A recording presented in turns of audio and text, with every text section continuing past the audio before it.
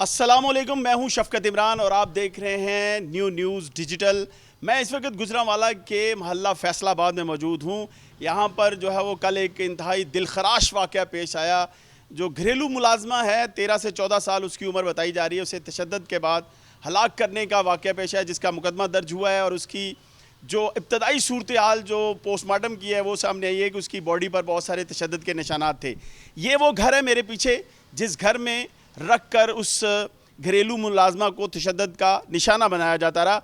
मुबैना तौर पर कहा जा रहा था पहले, लेकिन अब कुछ चीज़ें ऐसी सामने आई हैं जिसमें जो हॉस्पिटल ज़राए हैं या पुलिस ज़राए हैं ये कह रहे हैं कि इब्तदाई तौर पर जो उसकी बॉडी पर निशानात नज़र आए हैं उसके मुताबिक तो यही लग रहा है कि उस पर बहुत ज़्यादा तशद्दुद किया गया।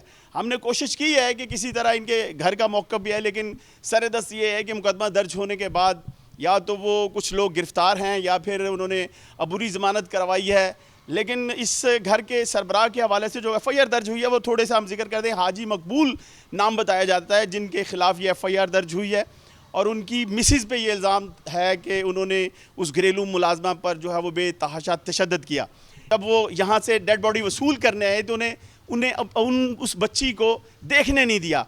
ये भी इल्ज़ामात आ रहे हैं कि 9 माह से बच्ची यहाँ पे काम कर रही थी, उसे मिलने नहीं दिया जाता था। ये सारी बातें हैं क्या?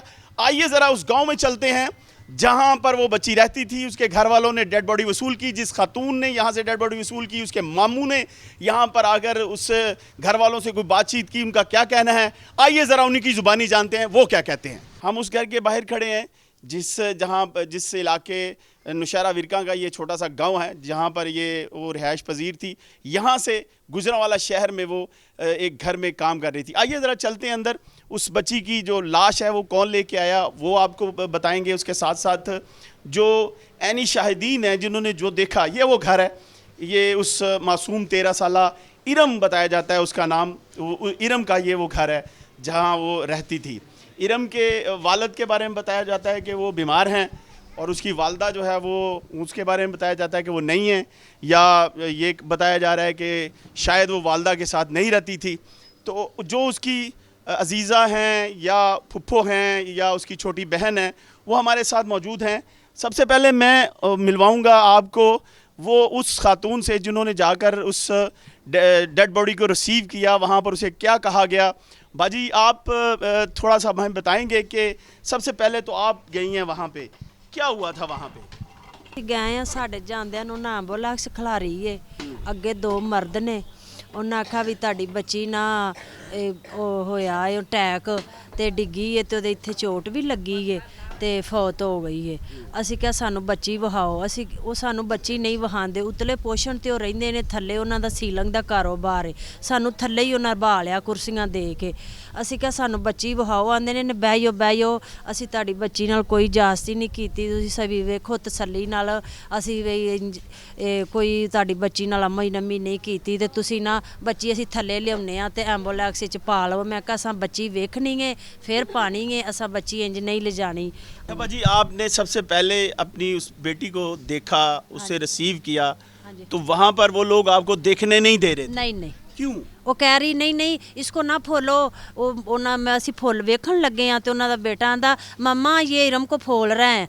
तो वो आई है फटाफट, सफिया ना फोलो कुछ नहीं हुआ, अटैक हुआ वे। मैं क्या जख्म कादे ने हत्थां ते ये तो इंज में साड़ी ही गए तो इन्ना नहूं भी सड़िया एक पोटा पूरा, तो यह सारे जख्म ने, छाले एडे एडे ने। तो कहती नहीं ये इन्हें आपे ही साड़िया सी, जाए बच्ची नूं लिजांदा ते इंजे ते होवे बच्ची ते ये आप ही जास्ती करदी। जो इस मामले को दबाने के लिए पैसे देते थे? हाँ जी, असी सुट दिते सन। ते उन्होंने कितने पैसे दिए थे उन्होंने? असी गिने नहीं ना, असी वेख्या, असी इस तरह ही सुट दिते। मेरी इतला के मुताबिक कोई लाख रुपए से ज्यादा थे? नहीं थोड़े ही से अजी। अच्छा। यानी कि मामले को दबाने के लिए, इस सारी बात को रोकने के लिए इनको जो है वो लालच दिया जाता रहा। यानी कि मैयत साथ पड़ी हुई है तो उस वक्त भी इन्हें पैसे दिए जाते रहे कि जाएं इसको जो है ना आप कफन दफन करें, बाकी आपसे बैठ के कर ली जाएगी। हाँ जी फिर ताड़े नाल तामन करांगे ये वो। असी क्या सी तामन नहीं लेना, असा को बेची नहीं सी हैगी। बच्ची मजदूरी करन आई सी, मेहनत करदी सी ते बच्ची नाल जास्ती होई है। नहीं बाजी जास्ती नहीं होई। इस तरह वो रकम देते थे उस वक्त? हाँ जी, असी नहीं ले। हाँ जी।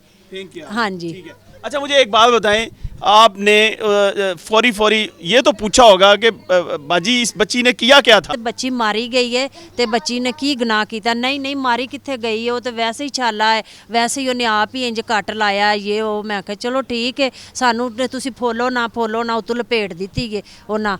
अनवर साहब, आप उस रात साथ थे जब डेड बॉडी लेके आ रहे थे? जी, सुबह लेके आए, सुबह, रात को नहीं, सुबह। क्या हुआ था वहाँ पे? ये हमें नहीं पता क्या हुआ है, हमें उन्हें फ़ोन किया, हम गए हैं उधर, उन्होंने बोला अभी बच्ची को अटैक हुआ है तो आके ले जाएं, फौत हो गई। असा कहा चलो ठीक है जी, असी गए हैं उत्थे, उन्हें सानू देखने भी नहीं तो दिता। बात हो गई। हाँ जी। वहाँ पे आपकी बातें क्या हुई? उन्होंने कुछ बताया होगा कि क्यों तशद्दुद हुआ, कुछ बताया तो जी था? नहीं, कुछ नहीं बताया हमें जी, कुछ भी नहीं, उन्होंने हमें देखने भी नहीं दिया। ठीक है, अभी हम देखने लगे हैं ना, वो भी नहीं देखने दिया। उन्होंने कहा ठीक है बिल आप ले जाएं, ठीक है, फौत है। मुझे आपने जबरदस्ती कहते थे जाके फौरी दफना दें। आप जाके दफनाएं इन्हें, ठीक है, जाके अपना काम शाम करें, ये ले पैसे आप। ये तो हमें पता ही नहीं था, जो जब इधर घर लेके आए हैं फिर पता चला हमें भी क्या हुआ। ठीक है जी, ये हमें इंसाफ चाहिए। ठीक है, मरीम नवाज से भी हमारी रिक्वेस्ट है भी वो हमें इंसाफ दें, और जो हुआ है ये उन्हें भी सजा दें। ठीक है, मेहरबानी उनकी, बड़ी बड़ी शुक्रिया। ये बताओ, जब वहाँ पे गए हो जी, वो जबरदस्ती आपको कहते थे ले जाओ इसको? हाँ जी, क्या कहते थे? ਉਹਨਾਂ ਨੇ ਅੰਦਰ ਬੈੱਡ ਉੱਤੇ ਬੱਚੀ ਨੂੰ ਪਾਇਆ ਸੀ, ਉੱਤੇ ਵੀ ਉਹਨਾਂ ਇੱਕ ਚਾਦਰ ਦਿੱਤੀ, ਇੱਕ ਥੱਲੇ ਉਹਨਾਂ ਵਿਛਾਈ ਹੈ। ਮੈਂ ਸਰ ਜੀ ਜਾਂਦਿਆਂ ਜਿਹੜਾ ਨਾ ਉਹਨਾਂ ਨੂੰ ਕਿਹਾ ਕਿ ਮੇਰੀ ਬੱਚੀ ਵਿਖਾਓ ਕਿੱਥੇ ਜੇ, ਮੈਨੂੰ ਬੱਚੀ ਮਿਲਾਓ ਮੇਰੀ। ਉਹਨਾਂ ਪਹਿਲੋਂ ਤੇ ਸਾਨੂੰ 2 ਮਿੰਟ ਧਿਆਨੇ ਲਾਇਆ, ਉਹਨਾਂ ਪਰਾਂ ਗੱਲਾਂ ਗੁੱਲਾਂ 'ਚ ਢਾਲਦੇ ਰਹੇ ਨੇ। ਅਸੀਂ ਜਿਹੜਾ ਨਾ ਮੈਂ ਨਹੀਂ ਬਰਦਾਸ਼ਤ ਹੋਇਆ ਮੇਰੇ ਤੋਂ, ਉਹਨਾਂ ਫਿਰ ਦਰਵਾਜ਼ੇ ਦਾ ਬੂਹਾ ਖੋਲ੍ਹਿਆ, ਅੰਦਰ ਬੱਚੀ ਪਈ ਸਰ ਜੀ। अच्छा कहते क्या थे आपसे? ਮੈਨੂੰ ਕਹਿੰਦੇ ਜੇ ਮੈਂ ਛੁੱਟੀ ਦਾ ਕਹਿੰਦਾ ਸਾਂ ਤੇ नहीं, वो जब लाश को लेके जाने के बाद ਲਾਸ਼ ਜਦੋਂ ਉਹਨਾਂ ਕਿਹਾ ਨਾ, ਉਹਨਾਂ ਕਿਹਾ ਕਿ ਸਾਨੂੰ ਜਿਹੜੀ ਹੈ ਨਾ ਬਹੁਤ ਪਰੇਸ਼ਾਨੀ ਹੋ ਰਹੀ ਹੈ, ਅਸੀਂ ਬਹੁਤ ਪਰੇਸ਼ਾਨ ਹਾਂ ਤੇ ਸਾਡਾ ਕਾਰੋਬਾਰ ਹੈ, ਅਸੀਂ ਇੰਝ ਤੇ ਤੂੰ ਇਹਨਾਂ ਨੂੰ ਬੱਚੀ ਨੂੰ ਲੈ ਕੇ ਤੇ ਆਪਣਾ ਜਿਹੜਾ ਨਾ ਘਰ ਜਾ। ਐਂਬੂਲੈਂਸ ਦਾ ਇੰਤਜ਼ਾਮ ਉਹਨਾਂ ਨੇ ਮੇਰੇ ਜਾਣ ਤੋਂ ਪਹਿਲਾਂ ਭਾਈ ਕਰ ਦਿੱਤਾ, ਅਸੀਂ ਅੱਗੇ ਦਰਵਾਜ਼ੇ ਤੇ ਖੜੀ ਸੀ ਐਂਬੂਲੈਂਸ। ਅਸੀਂ ਉੱਥੇ ਬੱਚੀ ਨੂੰ ਮੈਂ ਨਹੀਂ ਗੌਰ ਨਾਲ ਵੇਖਿਆ, ਉਹ ਮਾਣ ਕਰਾਨ ਚੁੱਕਦੇ ਸਨ ਕਿ ਅਸੀਂ ਕੋਈ ਜ਼ਿਆਦਤੀ ਨਹੀਂ ਕੀਤੀ ਬੱਚੀ ਨਾਲ। ਮੈਂ ਕਿਹਾ ਸਰ ਜੀ ਵੇਖ ਲਓ, ਉਹਨਾਂ ਜਦੋਂ ਇਹ ਗੱਲ ਕੀਤੀ ਮੈਂ ਭਾਈ ਮੁਤਮਿਨ ਹੋ ਗਿਆ, ਮੈਂ ਕਿਹਾ ਸ਼ਾਇਦ ਹੋ ਸਕਦਾ अच्छा अभी ਮੁਸਲਮਾਨ ਹੈ। अभी आप क्या चाहते हैं? ਮੈਂ ਇਨਸਾਫ ਚਾਹੁੰਦਾ ਸਰ ਜੀ, ਮੇਰੀ ਬੱਚੀ ਦੇ ਨਾਲ ਜ਼ੁਲਮ ਹੋਇਆ, ਉਹ ਰਿਪੋਰਟਾਂ ਤੁਹਾਨੂੰ ਦੱਸ ਦੇਣਗੀਆਂ। ਮੈਂ ਗੱਲ ਤੇ ਜੇ ਗੱਲ ਕਰਦਾ ਹਾਂ ਤੇ इंसाफ की बात की जा रही है। घरेलू मुलाजमा पे तशद्दुद का ये वाक़या कोई पहला नहीं है, पहले भी इसी तरह जो है वो बेचारी जो घरेलू मुलाजमा हैं कभी तशद्दुद का शिकार हो गई, कभी ज़्यादती का शिकार हो गई।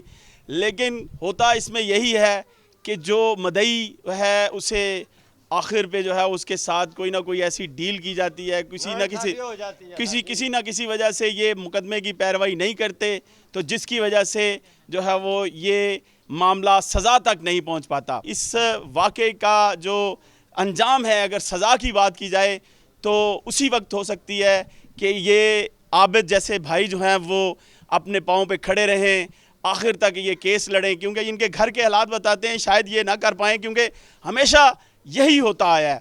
तो इसकी अगर मदई पुलिस बनती तो इसका नतीजा कुछ और होना था। अहले इलाका का कहना है कि बहुत सख्त ज़्यादती हुई है, इस पर जो है वो पुलिस कार्रवाई कर रही है। देखते हैं कि मुल्ज़मान को सज़ा मिलती है कि नहीं। मुझे दें इजाज़त, अल्लाह निगहबान।